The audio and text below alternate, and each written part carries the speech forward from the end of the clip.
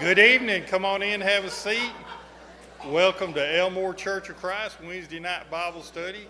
So good to have everybody here tonight, and especially all our bus group back there. It's a big crowd in the back there. It's so good you're all here. Very few announcements that I have. If you're visiting with us, you're honored guest. Thank you for being here.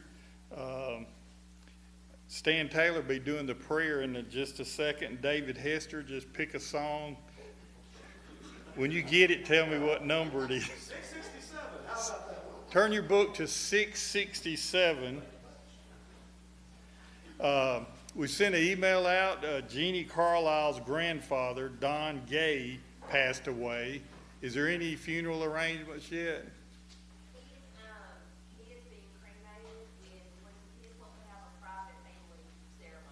Okay, so there'll be a private family ceremony at a later date. So let's keep the Carlisle family. Jeannie's grandfather, Don Gay, passed away.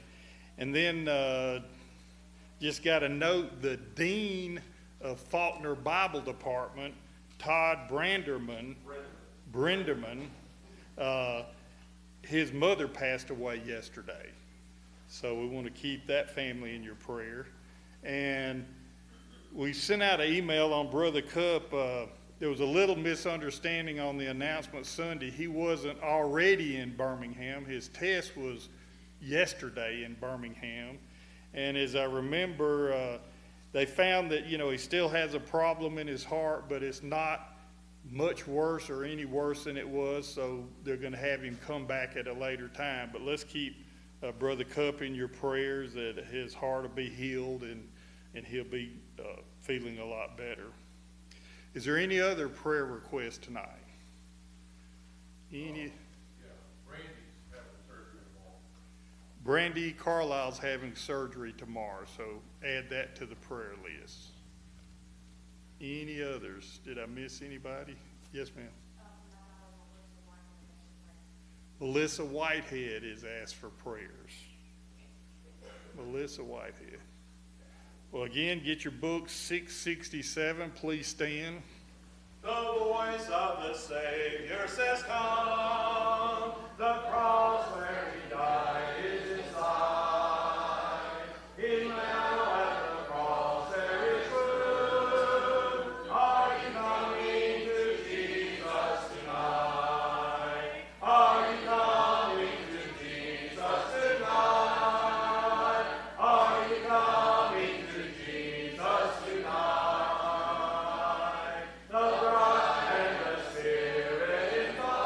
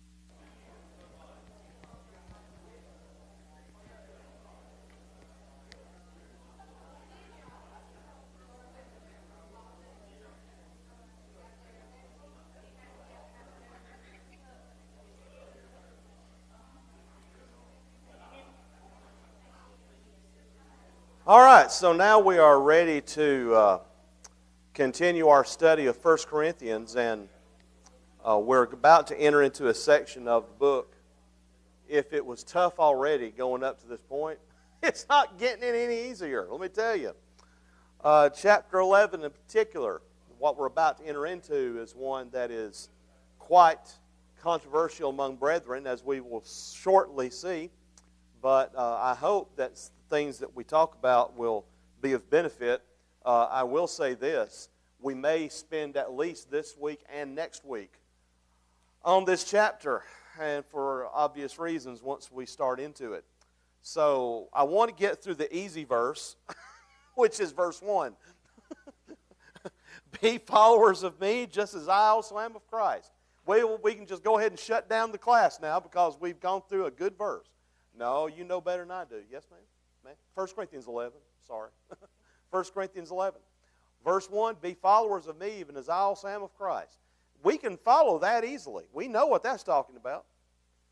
As long as Paul was following Christ, he says to follow him. And that example we can imitate. As I follow Christ, follow me. And we need to make sure that we are following Christ in our speech, in our behavior, in our loves, in our desires, in the way that we walk, in our spiritual life, that is. We need to make sure that we are followers of Christ and that we give the right example to those who are around us. So, as long as I follow Christ is the idea here.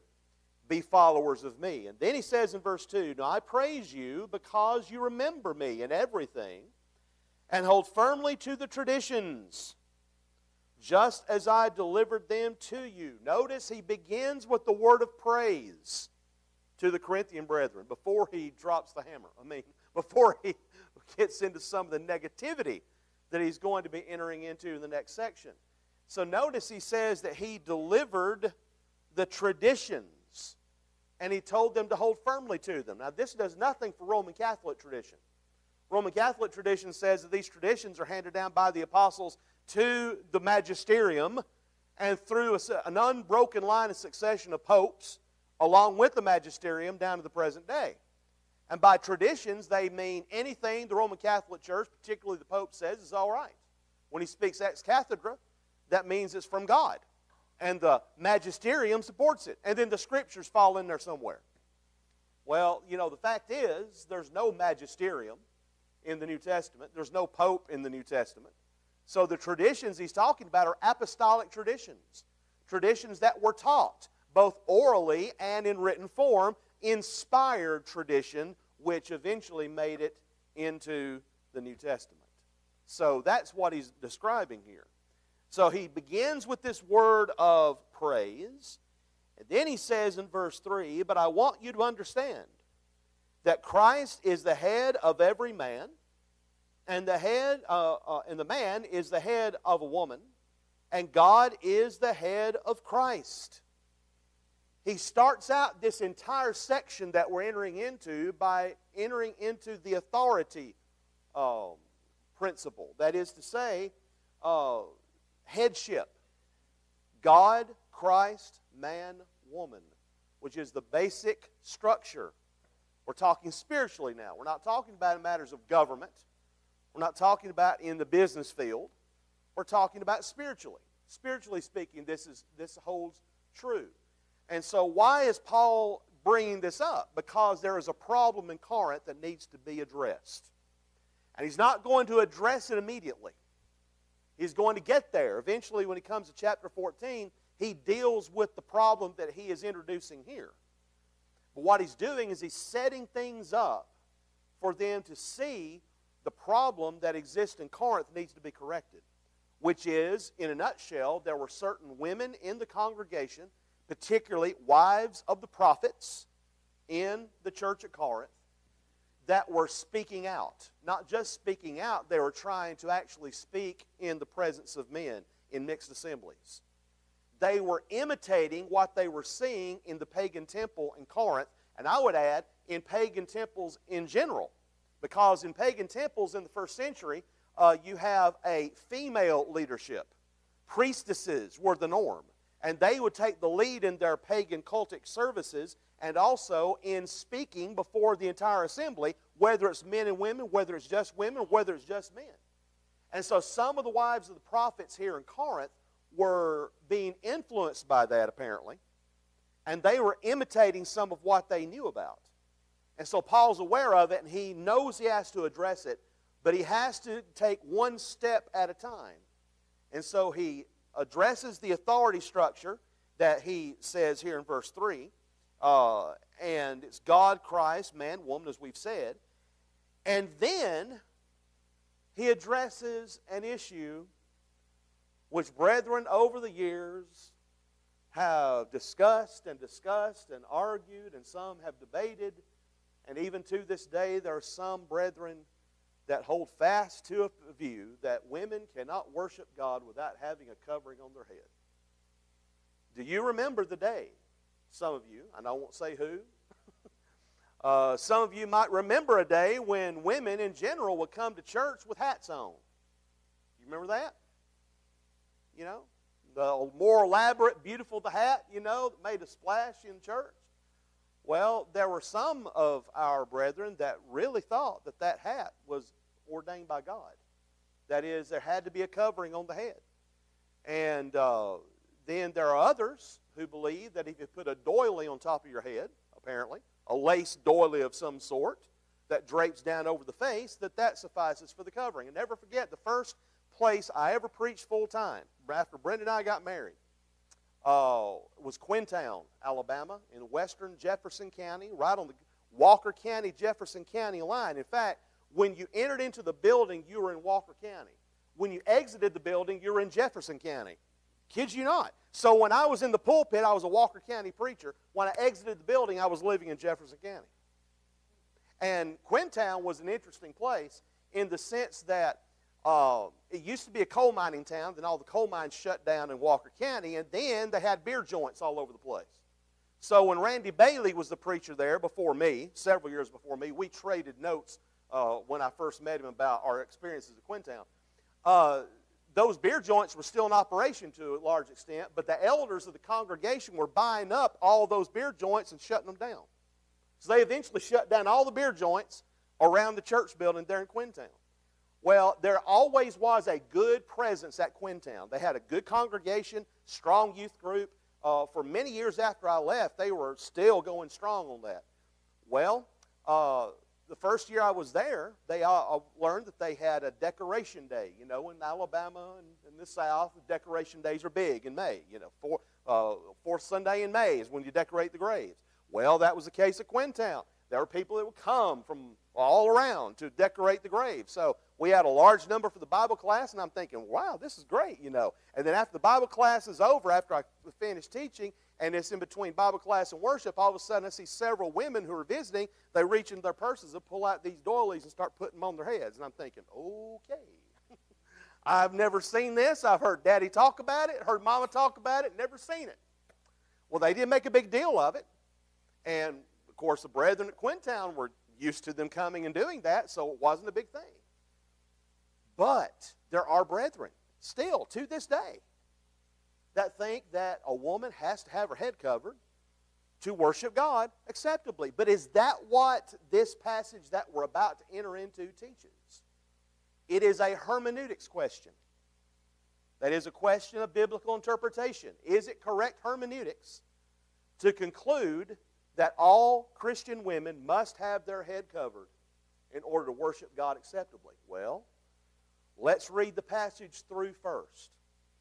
And then I'm going to come back and make some comments, and I'm going to point to some documents that I have with me. And again, be warned, this may take this tonight and next Wednesday night to talk about this. So let's read through the passage beginning at verse 4. Every man who has something on his head while praying or prophesying disgraces his head. For every woman who has her head uncovered while praying or prophesying disgraces her head.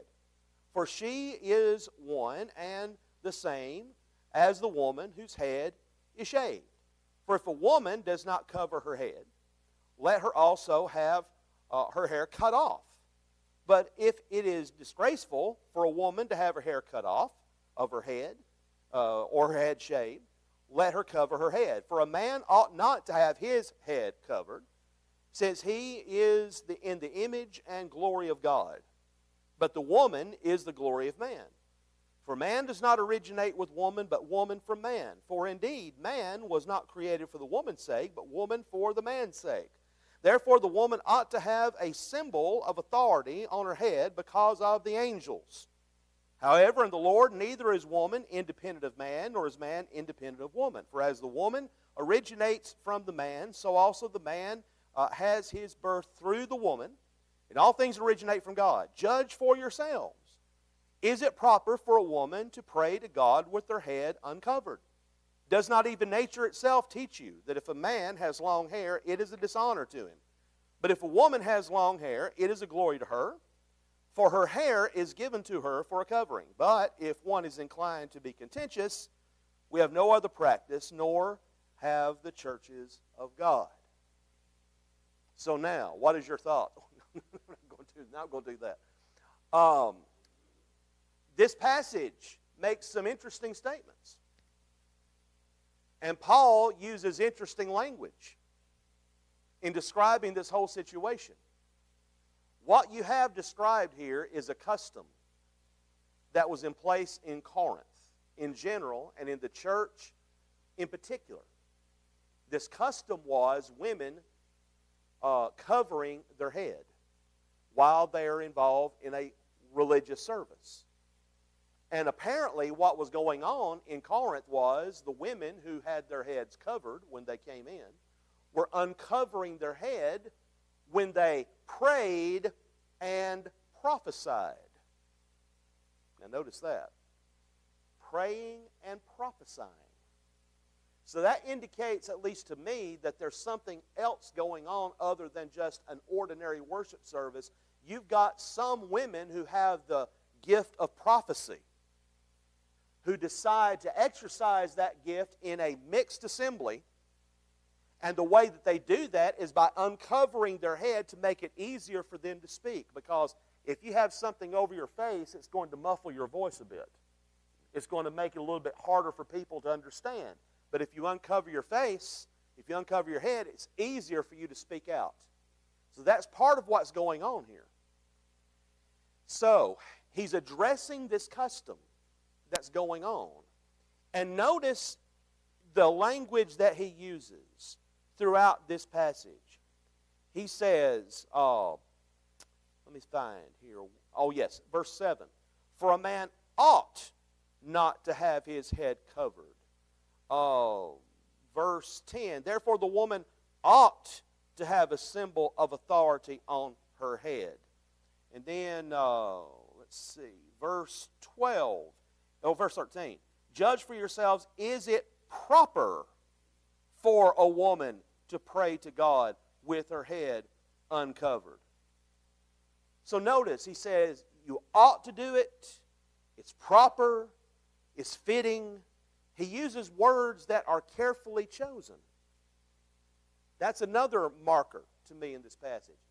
He does not exercise his authority as an apostle in what he says. In other words, he could well have said, I say this by the authority given to me by Jesus Christ, that a woman must have her head covered. He never once in the passage uses the word must. He never once uses a command language here. He's addressing a custom that's already being practiced, and he says it's proper, it's fitting, she ought to do it, but never once does he command it. So to me, that is very important to understand as we go into this passage, that Paul is not commanding straightforward them to do this. He's addressing something that's already in place there in Corinth. So, having said that, let's go a little bit deeper in here. He says that when a woman has her head uncovered while praying or prophesying, she disgraces her head. She disgraces her head. In other words, it's reflective of the authority structure that Paul has just mentioned in verse 3. She is doing something that symbolizes something deeper. In other words, she is showing by taking off that head covering and by speaking out that she is going against God's order.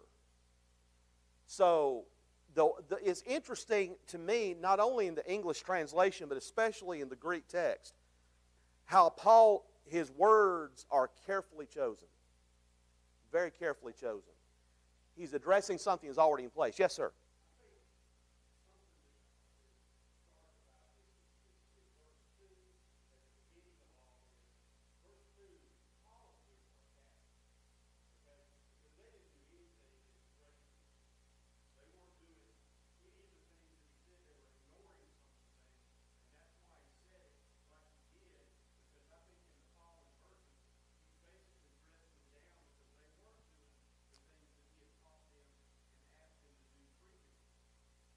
I don't take it as sarcasm. That's not how it's worded in the text. He's praising them at first to set them up for what he's about to say. That's common for Paul to do that. He says something positive.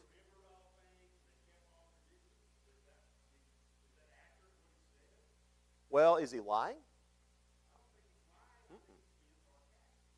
That's reading into the... Well, then you have to say he was sarcastic in chapter 1 when he praises them. Right? How can you tell the difference? You can't. The fact is, he always points out something that to be praised. A congregation to whom he writes, he always focuses on something positive before he gets into the criticism.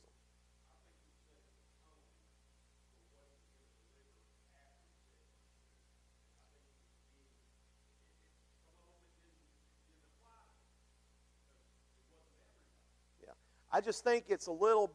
I just think it's a little stretch to say that this is sarcasm when it's not clearly worded that way. When he's sarcastic, you can tell when Paul is clearly being sarcastic. That's not evident here in verse 2. Is the only thing I'm saying.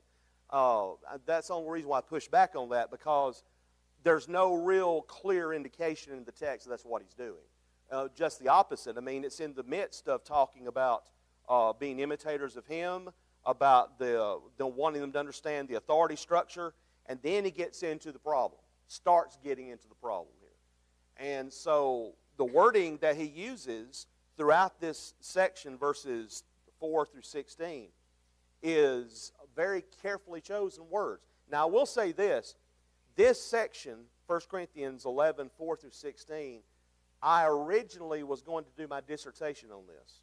That's what I intended to do when I was in my doctoral studies, and I changed my mind after being persuaded by one of my professors to go a different route, which I'm glad it did. But this passage has long been of interest to me, long been of interest. And I wrote a paper on it, which I have with me. I won't read it to you because it'll bore you to tears, probably. But still, the fact is, I found out some very interesting information about the customs of the day. For example, the covering that women had in the first century, especially in Corinth, was not just of the head.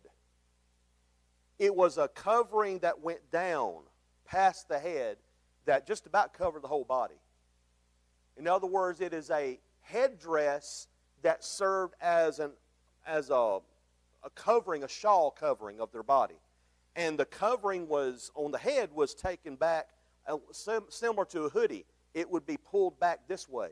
They would pull it back.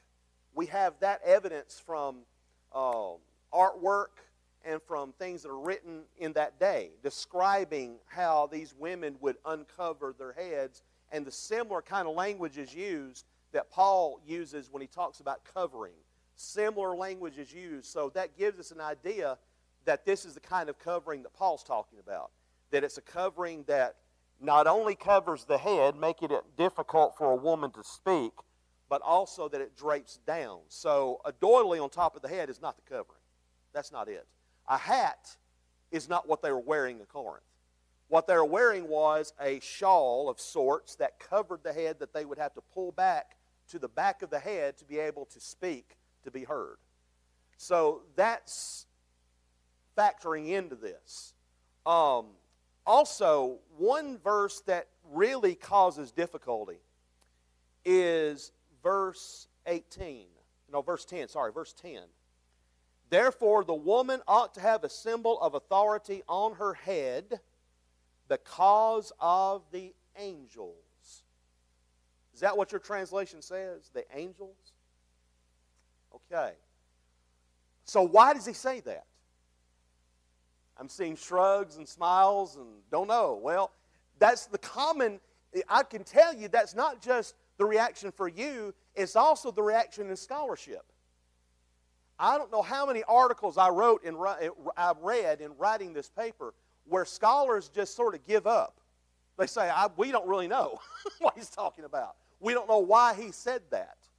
And there was one scholar that I read that I referred to in a footnote. This guy is weird as all get out because, well, I'm not going to say what he said that this was referring to, the covering, but still, he was just a weird guy reading his article. He just goes way out of left field on his interpretation of the covering and what the angels were. He said, well, I can say this. He does say these were female angels.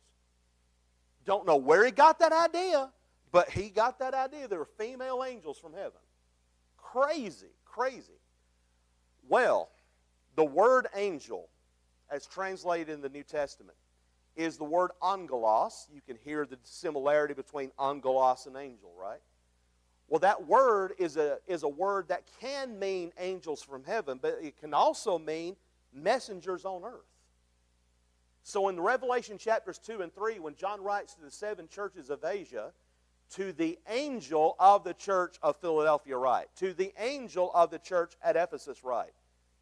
So who is the angel? It is a messenger, an earthly messenger, whether it's the preacher, who is likely that's who he's writing to, the preacher of each church, or maybe one of the elders, or just one of the members.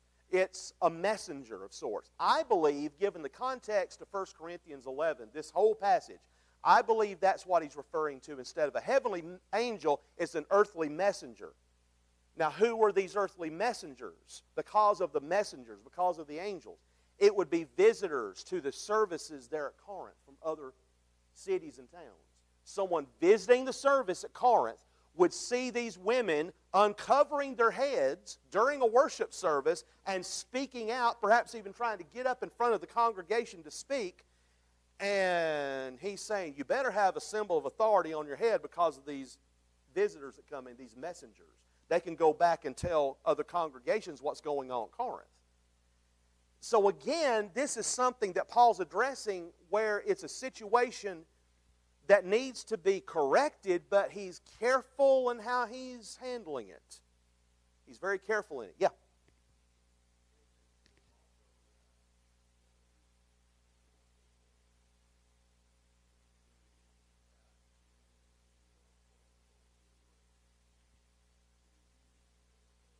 Yes.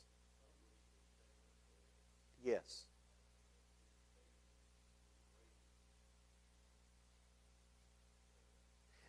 For those of you online, Scott was just pointing out that there were those women in the first century who had refused to wear a covering, who had refused to be covered at all, and some of them even shaved their heads because they were liberated, they were demonstrating their freedom, quote unquote, and they were, in essence, imitating what they were seeing and hearing about in pagan temples.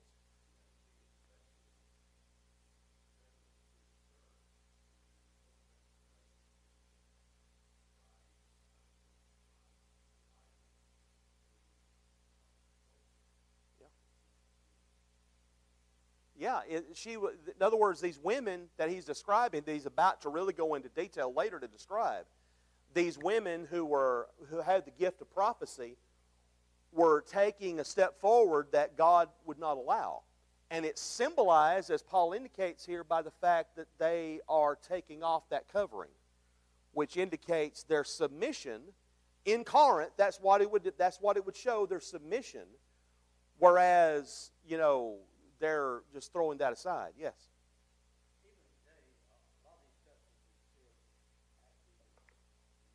Yes.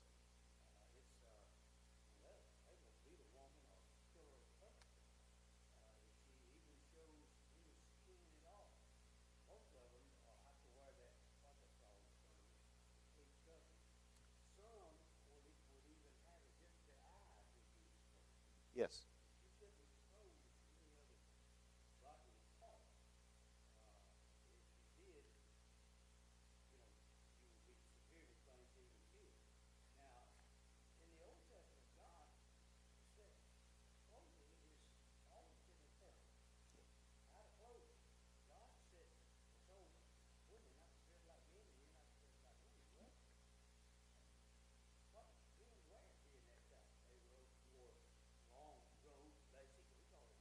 Yes.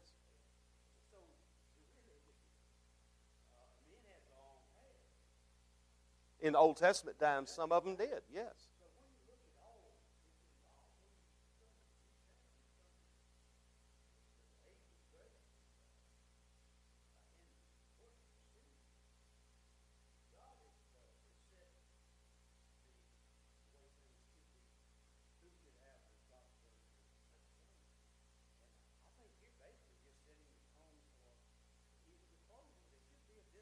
Yeah. He's trying to say that this custom in Corinth of there being a clear distinction between men and women is good and proper. It ought to be done, but nowhere does he say you must do it. And by the way, nowhere in the passage does he say that all the churches must follow that same custom. We're going to get to verse 16 when we get in the passage, and that's a very significant verse in my estimation, but he doesn't command it. Yes.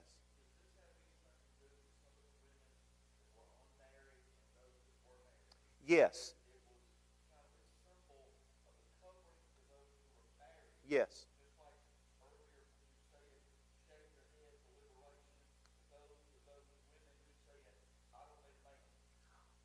That may be. It may be. It's more of a general symbol of when they cut their hair or shave their head. It's a symbol of liberation in general. In other words, that I'm going to do what I want, regardless. And in Corinth, that would be what that would symbolize. Because in society, as I'm going to point out here in a little bit, in society in the first century in general, women had their head covered. Of all economic strata, of all society, women in general had their head covered.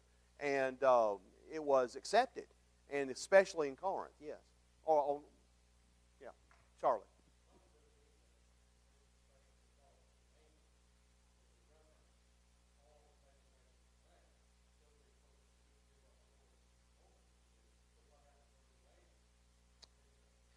And those of you online, Brother Body point out that there are some that think that this is an example Paul's using because of the angels who sinned.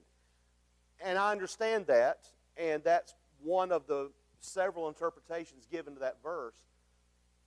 But the way that he words this whole passage, this whole section from 4 to 16, I don't want to say it's awkward to say that it's talking about actual angels in heaven, but to me it fits the context better to think that this is talking about earthly beings, earthly people who visit the services, the messengers that would come from other places. That, in other words, because of what they would say going back home, you ought to have this covering on your head. It's better, it's proper, it's fitting.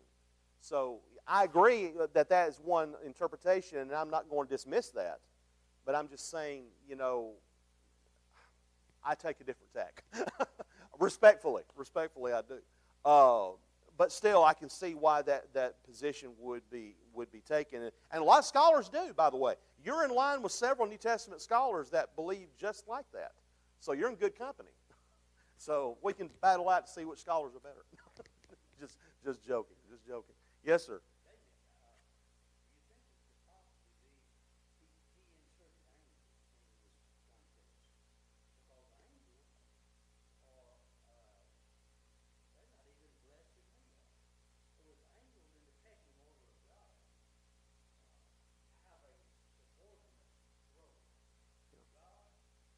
Yeah.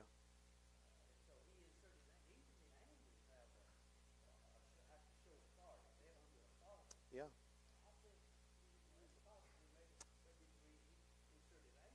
Yeah.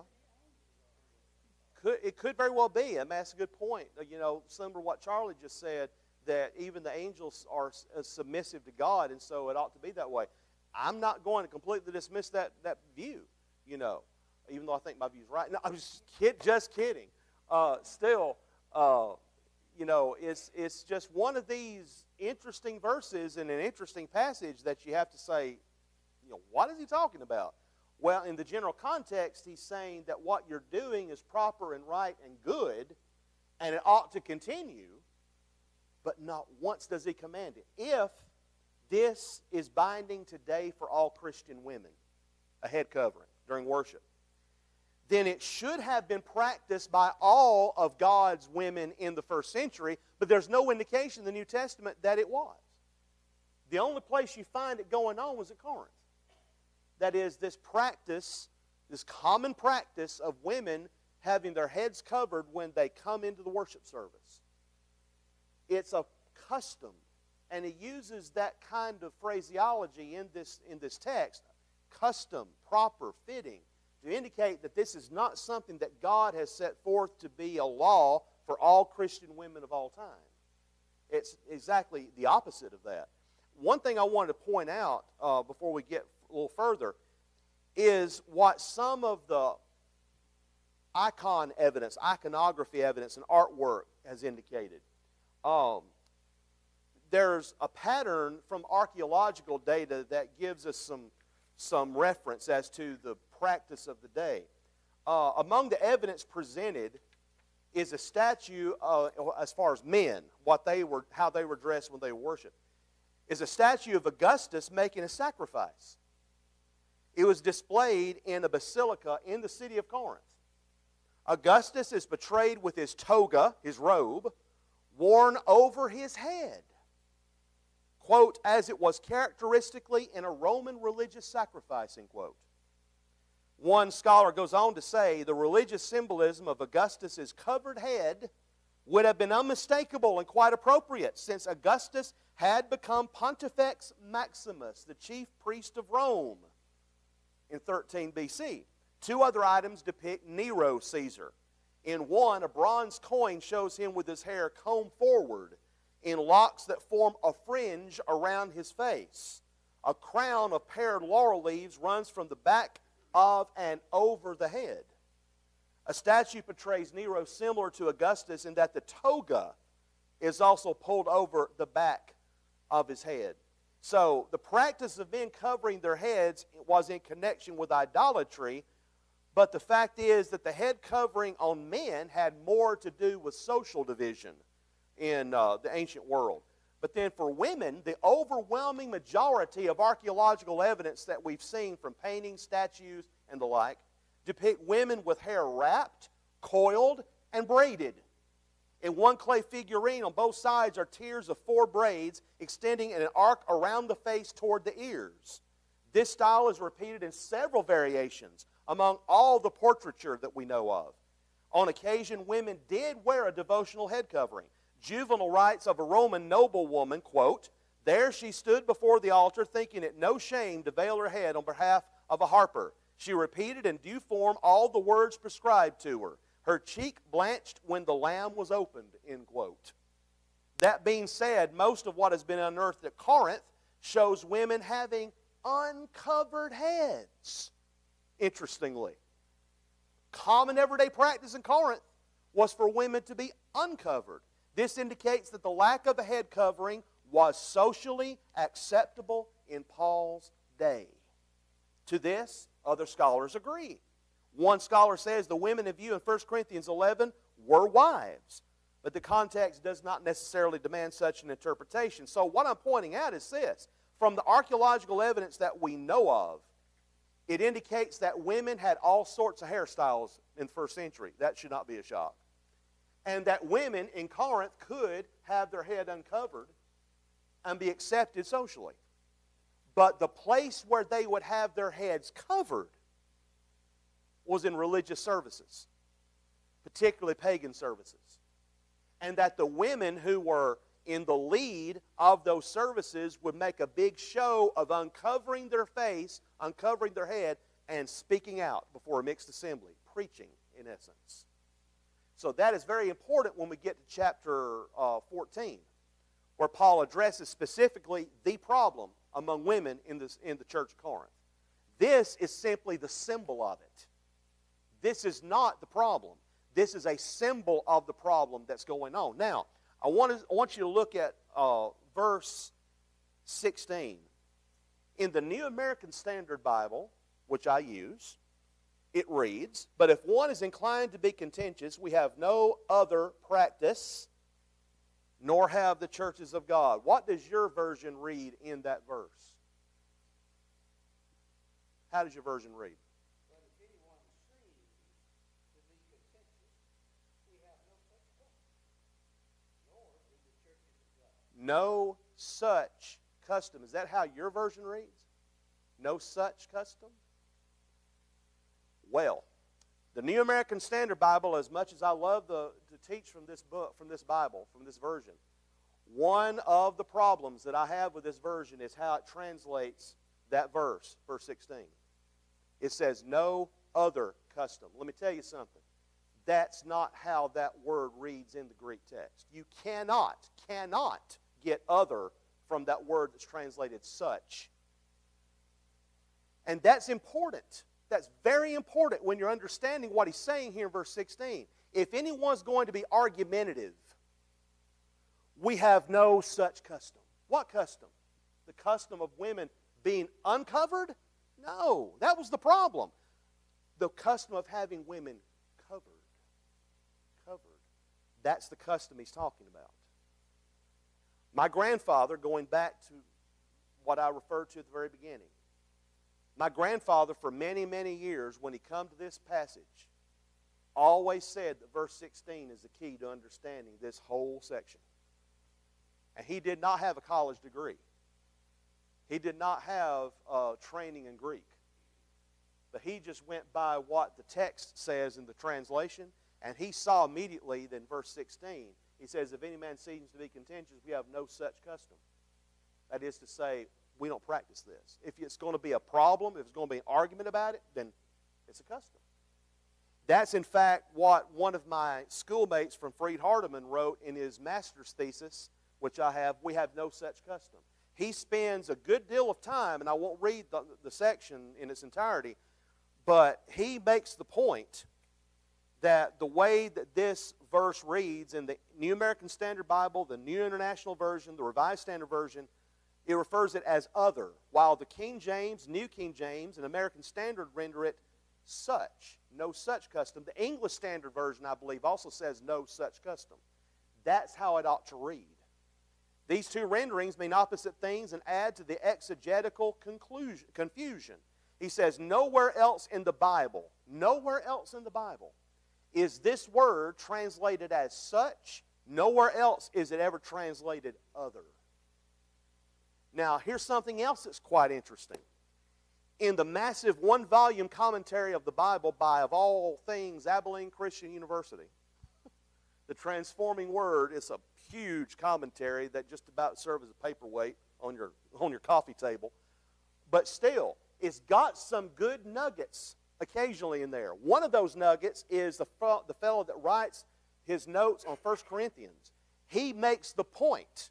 He specifically makes the point that it's a mistranslation of that word in verse 16 to say it's no other.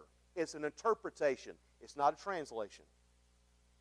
So that, I think, has to be factored into the way we look at how this is to be seen.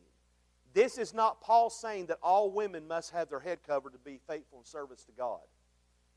He's saying that this practice that you're doing of covering your heads in worship is fine, it's proper, you ought to do it, you ought to continue to do it. But if there's going to be a big problem, there's going to be division over it, we have no such custom. He's not saying that the churches of God only have the custom of women having their head covered, because if that were true, then that means all of you women right now are sinning because you don't have your head covered. Who is ready to say that? Well, there are some brethren who would say that. They would make it a law where God has not made it a law. This is the only place in the New Testament where it ever talks about women's head covering. And it's in the midst of a very carefully worded section where Paul is about to address a bigger issue as we go forward that this simply symbolizes. Yes? We fixate on women.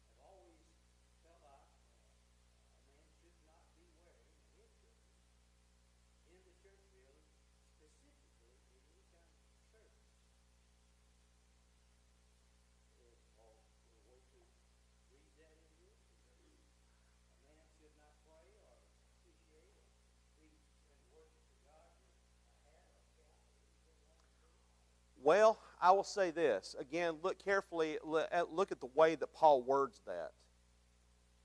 He says, there in verse 8, for a man ought not, notice that word, ought not to have his head covered, since he is the image and glory of God, nor the woman, but the woman is the glory of man. He ought not. Verse 4, he disgraces his head. He's saying that this custom of a man who covers his head while worshiping is doing something that's improper. He's doing something that calls attention to himself, but he does not say particularly that he's sinning when he does that. He just says he disgraces his head. He ought not to have his head covered. Is it proper for a man to uncover his head when he prays or when he leads in worship? Yes, absolutely. But is it sinful for him? Paul doesn't say that, and I'm reluctant to go. I know you're not saying that too, but I'm just reluctant to take it to that extent. Okay.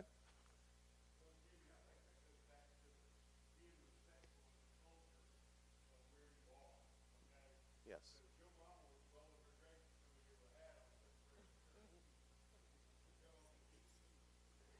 For those online, he's just pointing out that Jimmy's mom would roll over in her grave if she knew that he was wearing a hat in the church building. Yes, yes, sir. Go ahead.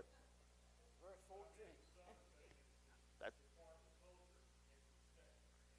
I agree. Completely agree with you on that. Yes, sir. All right, then verse 14.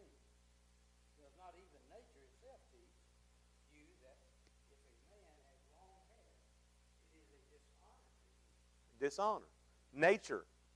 Notice he says nature. He doesn't say the Lord says that it's a sin. Again, the language is very particular and very specific. And we know, as you pointed out yourself, and as we understand, in the Old Testament days, there were men who had long hair. Still doing custom, yes.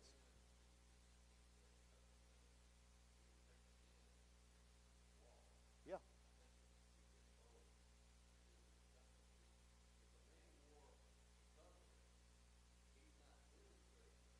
Right. Sure.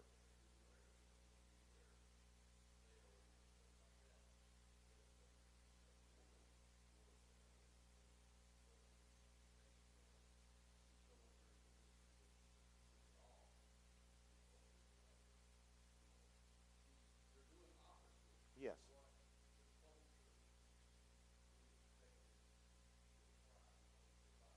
For those online, Scott was pointing out that this is, again, illustrative of the culture. They're doing the opposite of what culture expects. And so we've got to keep that in mind here. And also, how long must a man's hair be? You know, some of y'all don't have a problem with it because you don't have much hair in the first place. Some of us, if I allowed my hair to grow any length of time, it'd be longer than his. I guarantee you. I know because it's been that long before. Still. And my dad, bless his heart, my dad allowed me to have longer hair when I was in high school, and to this day, I just am in wonder of the fact that he never did crack down on me because I had that longer hair. Can you grow a ponytail? That'd be hilarious. But, well, that's not shocking. I mean, I've expected him to come in with a rat tail at some point, you know. Yes, sir.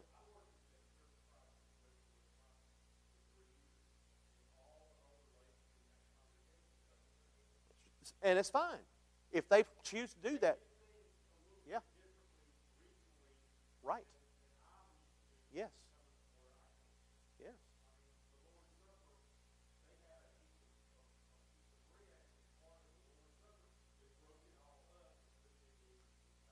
Yeah. Yeah. Nothing wrong with that. Yeah.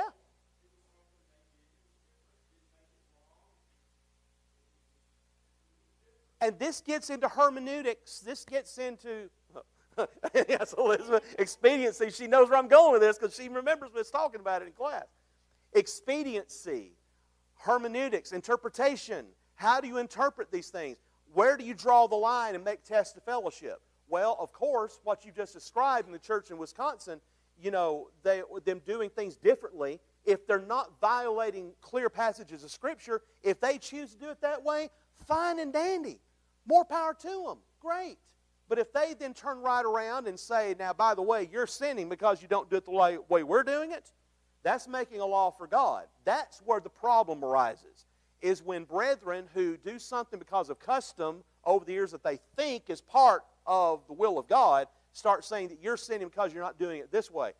You remember, I'm sure some of you, about the days when on the Lord's table there was a drape, a sheet that covered, the tablecloth that would cover the bread and the fruit of the vine. Now, some brethren rose up in a stink because when they decided to remove the tablecloth off of the Lord's table, they said, well, the Lord's body was wrapped in the shawl, so that's the reason why we've got to do it this way. No, it's to keep the flies off the bread and out of the fruit of the vine, because there was no air conditioning at the time. That's really what it was about. But yet, brethren thought that that was part of the law of God. We've got to make sure that we know what the Scripture says and that we don't start binding our opinions as matters of faith. That we don't start binding expediency as matters of faith. I'm passionate about this because I see too many times my brethren get all up in an uproar over matters of no consequence. We've got enough to worry about brethren that are completely going off the deep end, introducing man-made practices into worship and having fellowship with the denominational world. That's what I'm concerned about. I'm not concerned about them either having one cup on the Lord's table. If you do, bless your heart. But still, I'm not concerned about that. The Spanish flu sort of ended the practice of having one cup on the Lord's table. My dad, in his first missionary tour in Scotland, worshipped at a congregation where they had 2 silver chalices with the fruit of the vine. He sat on the front row on this side, and his buddy from Texas, who was a preacher, sat on this side on the front row. Well, when they started serving the fruit of the vine, they served it first to Daddy, and in his mind, after he took the Lord, he went, that I'm the first one, I don't have to follow anybody else. Well, his buddy from Texas on this side thought, they started in the back. He was the last one that got it. So, if you decide to have 1 or 2 cups, fine and dandy. Just don't tell me that I'm sinning because I have individual communion cups. The Lord bound the cup, which is the content. He loosed the container. The container is not part of the cup. Sir?